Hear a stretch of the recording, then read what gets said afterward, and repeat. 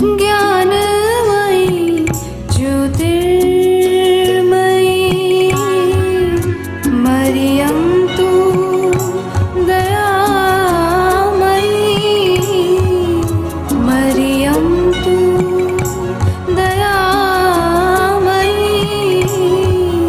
मरियं तु दयामयी.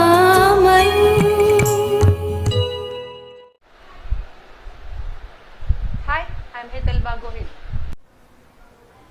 Hello students, how are you? Fine.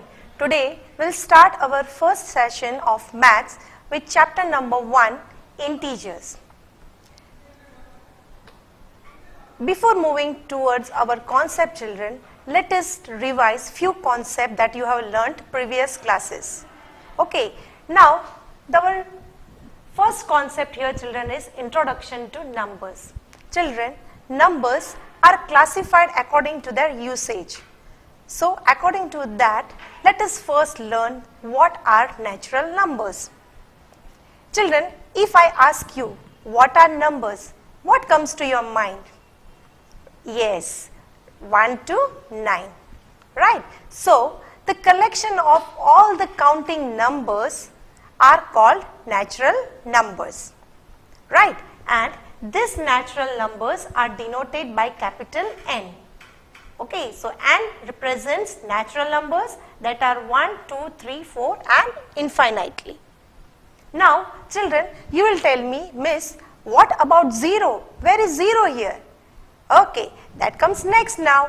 Now if I add 0 to this natural numbers, I'll get another set of numbers that are whole numbers, right? So the collection of natural numbers along with 0 is called a set of whole numbers. Children, whole numbers are denoted by W.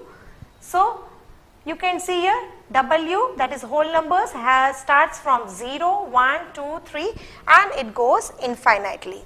Children, I'll give you one clue how to remember it. Now you can see that I had added 0 to natural numbers. That means 0 looks like a whole, right? So you can remember that this 0 that looks like a whole is a part of whole numbers. Okay, so natural numbers, whole numbers. Now we'll move to our main concept of the chapter, that is integers, children. Children, I told you what are whole numbers, right? So all the whole numbers and their negatives, they form integers. If I simplify more here, that is the set of all the positive natural numbers, negative natural numbers along with 0 are all integers. You can see children here that it is denoted by letter Z.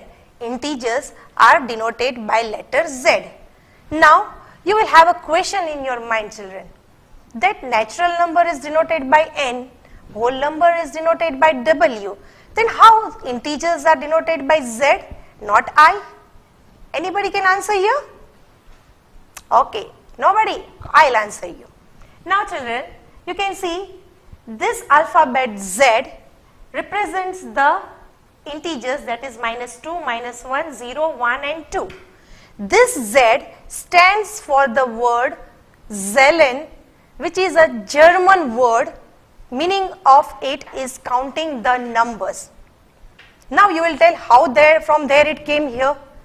Okay, that is a simple thing behind it. Children, this number theory is given to us by the mathematicians of Germany. So in their language they used Zählen, that is initial of Zählen Z, to represent this number, and now also still we are using the same alphabet Z to denote the integers. Okay, so natural numbers are denoted by N, whole numbers are denoted by W and integers are denoted by Z. Also children, one more thing related to integers here, that fractions and decimals are not included in integers. As I told you children, integers are made up of whole numbers. Whole numbers means complete numbers. We should not include fraction because fractions are parts. Similarly, decimals are also not complete, they are having fractionals, right? So fractions and decimals, they do not include in integers. Moving to our next topic, that is integers on number line. Children, you can see here a number line, right? On the number line, on the right side, you can see the positive integers. On the left side, you can see the negative integers. Between positive integers and negative integer lies the 0. Okay, so this 0 is neither a positive integer nor a negative integer, right? So remember this thing very well. 0 is neither positive nor a negative integer. Okay, now one more thing related to this number line, children. Children, you can see that positive integers and negative integers, among this, which are greater? Obviously, positive integers. But there is a rule regarding that. The number on the right side of a number line are always greater than the number on the left side. Here you can see, children, positive integers are on the right side of 0 and negative integers. Therefore, positive integers are greater than 0 and negative integer. Similarly, even 0 is greater than negative integers. Why? Yes, because 0 is on the right side of the negative integers. So, one more thing, children, here, if I tell you minus 2 and minus 1, among these two, which is greater? Obviously, minus 1, children. Why? Because minus 1 is on the right side of the number line, whereas minus 2 is on the left side. So, remember that number on the right side is always greater than number on the left side. Okay, let's move to next concept. Now children, we have addition and subtraction of integers. Now, you are learning addition and subtraction from your lower classes. That means you have learned the addition and subtraction of whole number. Here also you have to do the same only, but only you have to be careful with the signs here. That means positive integers and negative integers both we have now for addition and subtraction. Now let us learn the rules regarding that. If two integers have same sign, then children, you need to add those integers and put the same sign here. You can see one example I have given here. 2 plus 3 equal to 5. Children, you can see 2 and 3. The both are having same sign, that is positive sign. So, according to the rule, we add them. So, I got my result as 5, and as I have to put the same sign, I will put plus sign, that is plus 5. Here, whenever we have to indicate a positive integer, you need not put a plus sign. When there is no sign with the integer, it is obviously understood that it is a positive integer. One more example, children, here I have given minus 2 minus 3. Here both the integers are having negative sign, that is both the sign are same.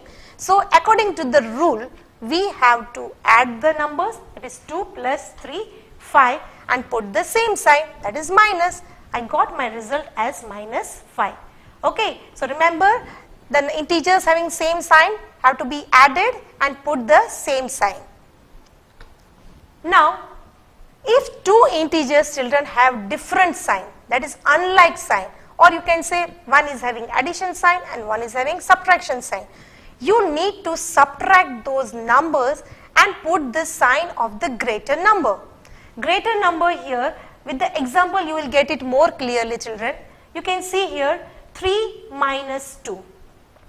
Here 3 is having positive sign, whereas 2 is having negative sign, children. So, in this case, both are unlike signs. So, subtract the numbers. 3 minus 2, what I will get? 1. Now, we have to put the sign of a greater number. Which number is greater here, children? 3, right? So, which sign 3 is having? Positive, right? So, put the positive sign. That is, as I told you, no need to put the plus sign. It is understood. Plus 1. One more example, children, here. Here, minus 8 plus 5. Here 8 is having negative sign, whereas 5 is having positive sign. In this condition, we need to subtract the integers. Subtracting, I will get 3 as the answer. As I have to put the sign of the greater number, that is 8, that is negative sign, I will give it to my result, that is minus 3. So this is how we add and subtract. Now many times children, you will see that there are two signs near to one another. Now how you will simplify in that condition? Now when two unlike signs are placed side by side without any numeral in between, in that case both the opposite signs will give us negative sign, children. How? Let us see with the example here. Children, you can see here minus 3 plus minus 7. Now here plus and minus, both the sign are together here. You can see here. Now you will think whether to go for addition or go for subtraction. Very simple, children. Use the rules. Minus plus minus. Again plus minus minus. So when both the signs are unlike, you have to put the minus sign. So in the next step, children, minus 3 plus minus minus 7. Now as according to our rules, both the numbers are having same sign. So add the numbers and put the sign. That is minus 3 and minus 7 will give me minus 10. Okay, so only to remember, two unlike sign will give you negative sign, and thereafter use the same rule for addition and subtraction. Now when two like sign are placed side by side with no numeral in between, in that case children, two like sign will give us positive sign here. Positive sign that we'll understand with the help of example here. Minus 3 minus minus 7, children. Here you can see two minus sign are close to one another. In that condition, what you have to do? Yes, use the rules. When both the sign are like sign, that is plus plus, it will become plus. Also minus minus will become plus. So in that condition here, two minus sign are together. Change it to plus sign in the next step. You will have minus 3 plus 7. Now both the integers are having opposite sign. What was our rule? Do you remember that? Yes. What do you have to do, children? Subtract, right? So subtract the numbers and put the sign of greater number. Which is the greater number? 7. So 7 is having positive sign. So my result will be also a positive integer, that is 4. Okay. Now moving to our next topic, that is additive inverse of an integer. Children, the negative of any number is the additive inverse of that number. For example, children, the additive inverse of 5 is minus 5. Additive inverse of minus 10 is 10. Let us see this example, children, given here. Here minus 5 is the given number. Now if I add 5 to it, I will get 0. This 5 is what? Additive inverse of minus 5. So after adding that, what I got? That is 0. Similarly, another number, that is 14, and if I add the additive inverse of it, that is minus 14 to it, I will get a 0. So what you understand from this, children? That the number which we add to our number to get 0 is the additive inverse of that number. So remember that additive inverse is taking the opposite sign. If it is a given number is positive, make it negative. If the given number is negative, make it positive. It's very simple, children. Okay.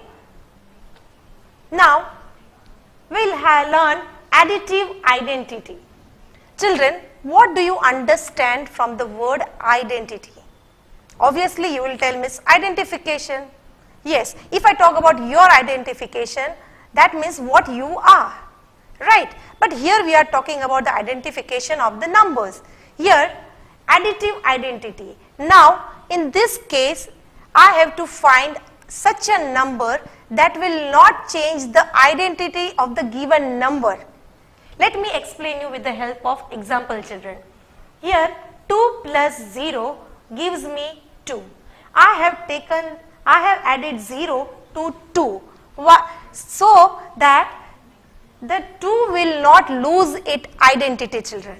Similarly, I have added 0 to minus 7 and I get my result as minus 7 here.